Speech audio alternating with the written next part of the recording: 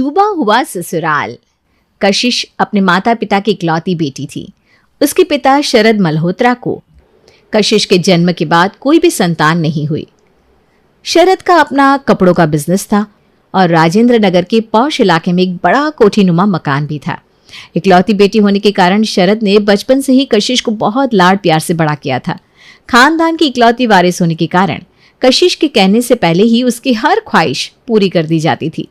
धीरे धीरे समय बीतता है और शरद की गोद में खेलने वाली नन्ही सी कशिश अब एक नवयुवती बन जाती है। कशिश का एडमिशन अब शहर के सबसे बड़े कॉलेज में हो गया था, जहां पर उसकी मुलाकात रविश नाम के एक लड़के से होती है।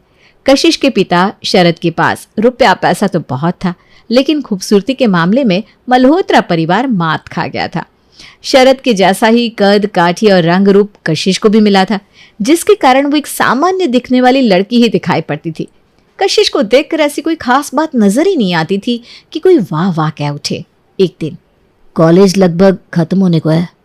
कॉलेज खत्म होने के बाद सब अपने अपने रास्ते चले जाएंगे। पता नहीं उसके बाद फिर कभी किसी से मुलाकात हो भी पाएगी या नहीं।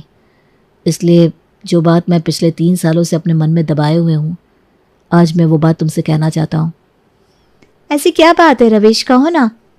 मैं तुमसे बहुत प्यार करता हूँ कशिश। मैं नहीं जानता कि तुम्हारा जवाब क्या होगा, लेकिन अपने मन की बात कहे बिना अब मुझे सुकून नहीं मिलेगा। रविश की बात सुनकर कशिश के चेहरे पर एक बड़ी सी मुस्कुराहट आ जाती है। प्यार तो मैं भी तुमसे करती हूँ रविश, लेकिन पता नहीं क्यों तुमसे कहने की हिम्मत नहीं जुटा पाई।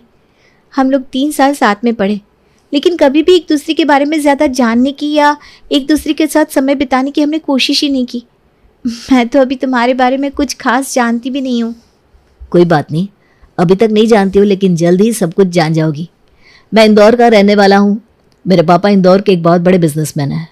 वो तो हमेशा से यही चाहते थे कि मैं इंदौर में रहकर अपनी पढ़ाई पूरी करूँ और उनका बिजनेस ज्वाइन कर लूँ, लेकिन मैं अपनी पढ़ाई दिल्ली से करना चाहता था, इसलिए इंदौर छोड़कर दिल्ली चला आया और इस कॉलेज में एडमिशन ले लिया। लेकिन कौन जानता था कि यहाँ किस्मत मुझे तुमसे मिलवाने वाली है। वाह, इंटरेस्टिंग। रविश, मेरे पापा भी बिजनेसमैन हैं और तुम्हारी तरह मैं भी अपने पापा की इकलौती बेटी हूँ।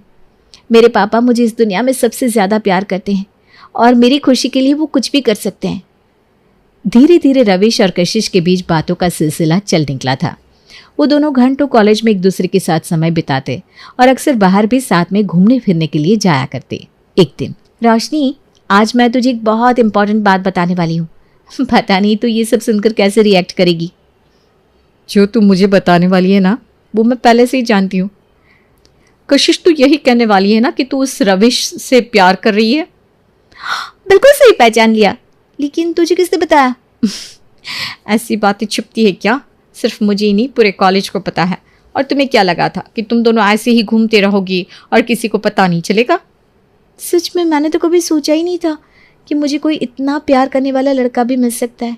तुझे पता है, आज तक मुझे जितने भी लोग मिले ना, उन्होंने या तो मुझे मेरे पापा की प्रॉपर्टी से जज किया है या फिर मेरे बिलो एवरेज लुक से।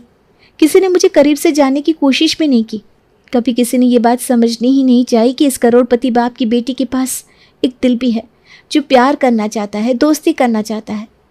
कोई मेरी फीलिंग्स समझता ही नहीं था। सिर्फ रविश ही ऐसा है जिसने मेरे पैसे और मेरे रंग रूप को ना देखकर सच्चे मन से मुझे प्यार किया है। मुझे बहुत गर्व है रविश के ऊपर। देखो कशिश, बुरा न मानना, लेकिन मुझे ऐसा लगता है कि रविश तुझे प्यार नहीं करता। पता नहीं तूने उस रविश में ऐसा क्या देखा कि तू उस पर इतना भरोसा करने लगी, लेकिन मुझे तो वो एक नंबर का धोखेबाज नजर आता है। मुझे ऐसा लगता है कि हो ना हो वो तेरे पीछे नहीं, तेरे पापा की प्रॉपर्टी के पीछे है। थोड़ा प्रैक्टिकल होकर सोच कर तो देख। रोशनी, ये कैसी बात कर रही है तू? और वो मेरे पापा की प्रॉपर्टी के पीछे क्यों होगा? वो खुद एक बहुत बड़े बिजनेसमैन का बेटा है। उसके पापा के पास पहले से बहुत पैसा है, इसलिए ये गलतफहमी अपने मन से निकाल दे कि वो मेरे साथ मेरे पापा के पैसे या प्रॉपर्टी को हड़पने के लिए है। मैं समझ रही हूँ, तेरे जैसी खूबसूरत लड़कियों को छोड़कर रविश ने मुझसे प्यार किया, इसलिए शायद तुझे जलन हो रही है। मैं भूल गई थी कि सबसे ज़्यादा ना अपने ही होते हैं जो हमारी खुशी में खुश ना होकर दुखी होते हैं। मुझे तुझसे ये उम्मीद बिल्कुल भी नहीं थी। रोशनी, मैंने तुझे क्या समझा था और तू क्या निकली? और आज तेरी बातों में आ जाती ना तो हम दोनों के रिश्ते को ग्रहण लग जाता। और शायद तू यही चाहती है ना कि मेरा और रविश का रिश्ता टूट जाए। लेकिन मैं तुझे बता देती हूँ कि हम दोनों एक दूसरे से सच्चे दिल से प्यार करते हैं और इतनी आसानी से हमारा रिश्ता कोई तोड़ नहीं सकता। कॉलेज ख़त्म होने के बाद बहुत जल्दी हम लोग शादी के बारे में सोच रहे हैं। चिंता मत करना, शादी का कार्ड ज़रूर भेजूंगी मैं तुम्हारे घर। चलती हूँ। मुझे तो शक्ल से ही फ्रॉड लगता है ये लड़का। कभी भी इसकी तरफ देखो तो आंखें चुरा लेता है। ऐसा लगता है जैसे पता नहीं क्या राज छुपा रखा है इसने। कुछ तो बात है जो ये रविश कशिश के पीछे हाथ धोकर पड़ गया है। प्यार जैसी कोई फीलिंग तो मैंने कभी इसकी आंखों में देखी ही नहीं। पता नहीं कशिश को कहाँ से ये लड़का पसंद आ गया। खैर आजकल भलाई का ज़माना नहीं है। किसी के अच्छे के लिए कुछ बात कहो तो दूसरा इंसान उल्टा खुद को ही ब्लेम करने में लग जाता है। ठीक है, जब कल को ठोकर खाएगी तब दोस्ती याद आएगी। फिलहाल तो इस कशिश की आंखों पर रविश के नाम की पट्टी बंधी हुई है। 2 साल बाद। देखो कशिश, इंदौर तो बहुत दूर है और वैसे भी तुम अपने मम्मी पापा की इकलौती बेटी हो। ना तो वो तुम्हारे बिना रह पाएंगे और ना तुम उनके बिना। तो मैं सोच रहा हूँ कि शादी के बाद हम लोग यहीं सेटल हो जाए तो क्या कहती हो? वाह रविश, तुम सच में दुनिया के सबसे स्पेशल लड़के हो। ऐसा कोई पति नहीं होता जो पत्नी की खुशी के लिए उसके मायके में रुकने के लिए तैयार हो जाए। लेकिन तुमने हमेशा सिर्फ मेरी खुशी के बारे में ही सोचा है। देखो वैसे तो मेरे माँ बाप ये नहीं चाहते कि मैं तुमसे शादी करूँ या फिर शादी के बाद यहाँ दिल्ली में रुकूँ, लेकिन मुझे अब सबसे ज़्यादा सिर्फ तुम्हारी ही चिंता है। इसलिए तुम्हारी खुशी के लिए मैं यहाँ रुकने के लिए भी तैयार हूँ। मैं जानता हूँ तुम्हारे मम्मी पापा ने बचपन से ही तुम्हें बहुत ज़्यादा लाड प्यार देकर बड़ा किया है, उसके बिना तुम एक दिन भी नहीं रह पाओगी। और फिर इंदौर नया शहर है, वहाँ एडजस्ट करना तुम्हारे लिए मुश्किल हो जाएगा। काश रविश, सारे लड़के तुम्हारे जितने अंडरस्टैंडिंग होते ना तो लड़कियों को शादी और ससुराल जाने के नाम से डर ही ना लगता। मैंने तो आज तक यही सुना है कि शादी के बाद लड़की की खुशी मायने ही नहीं रखती। लड़की को पसंद हो या ना हो उसे अपने ससुराल में ही रहना पड़ता है। मैंने तुमसे प्यार किया है कशिश, तुम्हारी खुशियों का ख्याल रखना तो मेरी जिम्मेदारी है। लेकिन मैं ये सोच रहा हूँ कि मैं तुम्हारे पापा का बिजनेस ज्वाइन ना करूँ, बल्कि अगर मैं अपना कोई काम स्टार्ट कर लूँ तो वो ज़्यादा अच्छा रहेगा। हाँ क्यों नहीं, तुम्हें जो काम पसंद हो तुम वही करो। ऐसी कोई ज़बरदस्ती नहीं कि तुम्हें पापा के साथ ही ऑफिस जाना है। बल्कि तुम चाहो तो तुम अपने पापा का बिजनेस ज्वाइन कर सकते हो। तुम्हारे पेरेंट्स भी खुश रहेंगे ना। देखो कशिश, तुमसे शादी करने के बाद जाहिर सी बात है कि मेरे माँ बाप खुश तो होंगे नहीं। उन्होंने तो मुझे धमकी भी दे दी है कि अगर मैं तुमसे शादी करूँगा तो मुझसे सारे संबंध तोड़ लेंगे, यहाँ तक कि प्रॉपर्टी से भी मुझे बेदखल कर देंगे। लेकिन मुझे उन सब बातों की कोई चिंता नहीं है।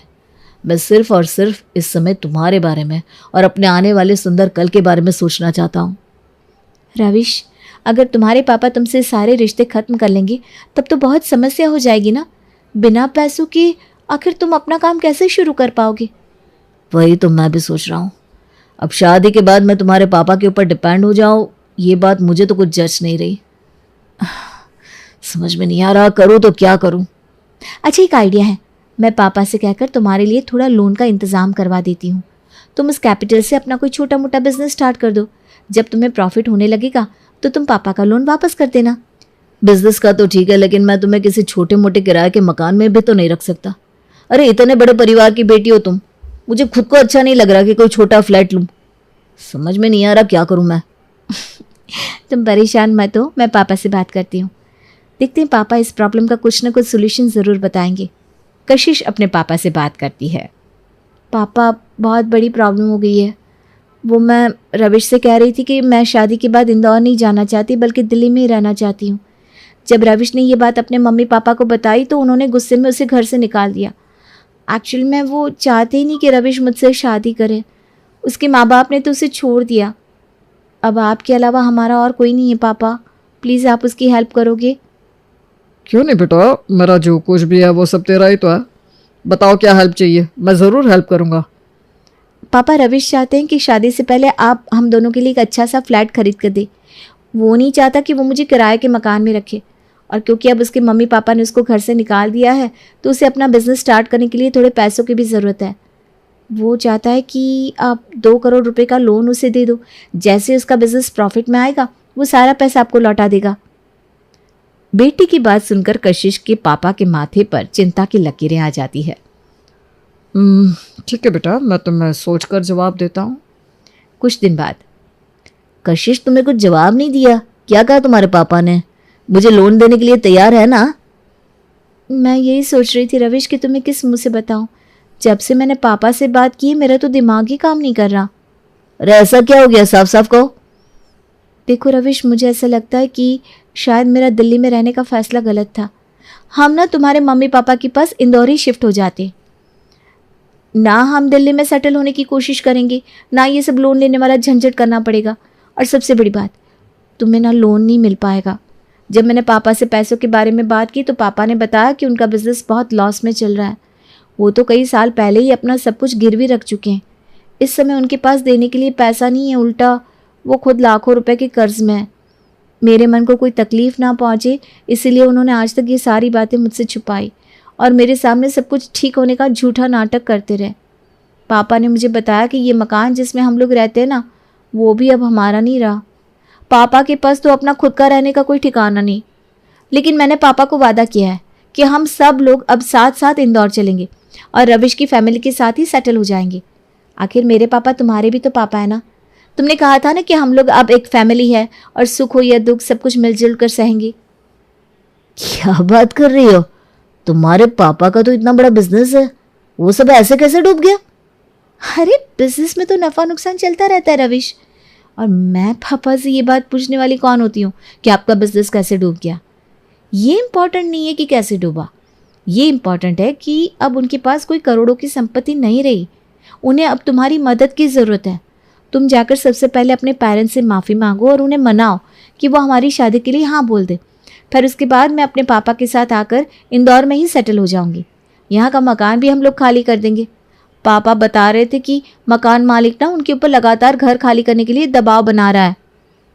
कशिश की बातें सुनकर रविश के चेहरे की तो हवाइयाँ उड़ गई थी। अरे ये सब क्या बकवास लगा रखा है तुमने? मैं क्यों इंदौर चला जाऊं? मैं इंदौर नहीं जाने वाला। मैंने तुम्हें कहा ना, मेरे मम्मी पापा इस रिश्ते के लिए कभी नहीं मानेंगे। देखो रविश, वैसे तो पापा ने अपनी प्रॉपर्टी बेचकर लगभग सारा कर्जा उतार दिया है, लेकिन अभी भी ना 50 लाख का कर्ज बाकी है। हम लोग मिलकर पापा का ये कर्ज भी जल्दी ही उतार देंगे।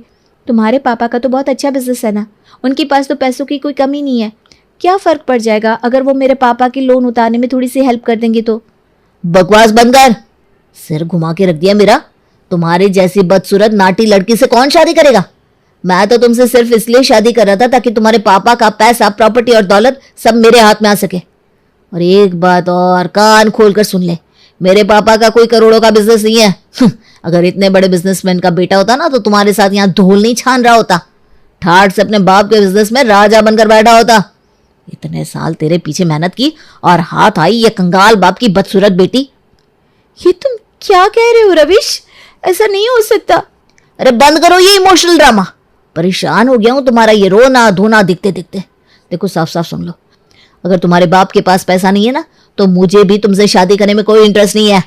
वो तो शुक्र है भगवान का कि शादी से पहले सारी पोल खुल गई, वरना जीवन भर तेरे जैसे बदसूरत लड़की को झेलना पड़ता मुझे। आज से तेरे और मेरे बीच में जितने भी रिश्ते थे ना वो सब खत्म। ढूंढ लेना कोई अपने लिए अपने जैसा। अरे थोड़ी तो अकल लगा, मेरे जैसा हैंडसम लड़का तुम्हारे जैसी लड़की से शादी क्यों करने लगा भला? ऐसा क्या है तुम्हारे अंदर जो मैं तुझसे शादी रचा लूं? वाह रविश वाह, आज तुमने साबित कर दिया कि दुनिया में सारे रिश्ते नाते पैसों के आगे झुकते हैं। जब तक मेरे पापा के पास पैसा था मैं तुम्हारे लिए दुनिया की सबसे सुंदर लड़की थी। मेरे पापा की जेब से पैसे क्या गए, तुम्हारे तो रंग ही बदल गए। तुम मुझसे क्या रिश्ता तोड़ोगे? मैं तुमसे अपना रिश्ता तोड़ती हूँ। और अच्छा हुआ जो शादी से पहले पापा ने मुझे एक आखिरी बार तुम्हारी परीक्षा लेने के लिए कहा। अगर आज मैंने तुमसे ये सब ना कहा होता तो शायद तुम्हारा असली रंग कभी मेरे सामने आता ही नहीं। मैं तो इसी वहम में जीती रहती कि तुम दुनिया के सबसे अच्छे लड़के हो। तुम्हारी असलियत तो मेरी सहेली रोशनी ने मुझे बहुत पहले ही बताने की कोशिश की थी, लेकिन मेरे आंखों पर तुम्हारे नाम की पट्टी बंधी थी जो मैं तुम्हारा सच देख नहीं पाई और अपनी बेस्ट फ्रेंड से ही सारे संबंध खत्म कर लिए। तो क्या ये सब तू अपने बाप के कहने पर ड्रामा कर रही थी? तुम्हारे कहने पर जब मैं अपने पापा के पास 2 करोड़ रुपए की लोन के लिए बात करने गई तो मेरे पापा को तुम्हारे ऊपर शक हो गया। उन्होंने मुझसे कहा कि उन्हें तुम्हारी बताई हुई बातें कुछ ठीक नहीं लग रही। ऐसे कोई भी लड़का अपने माँ बाप को छोड़कर लाखों करोड़ों रुपए की दौलत को ठुकरा कर किसी लड़की के लिए दूसरे शहर में आकर जीरो से अपना बिजनेस शुरू नहीं करता। जैसा कि तुमने ये भी कहा कि तुम अपने माँ बाप के इकलौते बेटे हो। कोई भी माँ बाप अपने इकलौते बेटे को ऐसे ही घर से नहीं निकाल देता। पापा के बार बार समझाने पर मैं एक आखिरी परीक्षा लेने के लिए तैयार हो गई। पापा ने ही मुझे कहा कि मैं आकर तुम्हें बताऊं कि अब मेरे पापा के पास प्रॉपर्टी पैसा कुछ भी नहीं बचा। अब अगर तुम्हें शादी करनी है तो मुझसे और मेरी फैमिली की जिम्मेदारियों से करनी होगी। जैसा पापा ने कहा बिल्कुल वैसा ही हुआ। सच्चे प्रेमी की तरह मुझे स्वीकार करने के बजाय पल भर में तुमने अपनी असलियत दिखा दी। पापा ने तुम्हारे बारे में सारी जानकारी निकलवा ली थी। मुझे पता चल चुका था कि तुम किसी बिजनेसमैन के बेटे नहीं हो, बल्कि तुम्हारे पापा की इंदौर में एक छोटी सी टेलरिंग शॉप है। अगर तुम सच बताकर मेरे करीब आने की कोशिश करते ना तो शायद मैं तुम्हें स्वीकार कर भी लेती, लेकिन ये झूठा अमेरिका नाटक करके मेरे पापा की दौलत हड़पने का तुम्हारा तरीका तुम्हें सलाखों के पीछे पहुंचाएगा। अब कशिश की बात सुनकर रविश वहां से सर पर पांव रखकर भाग खड़ा हुआ।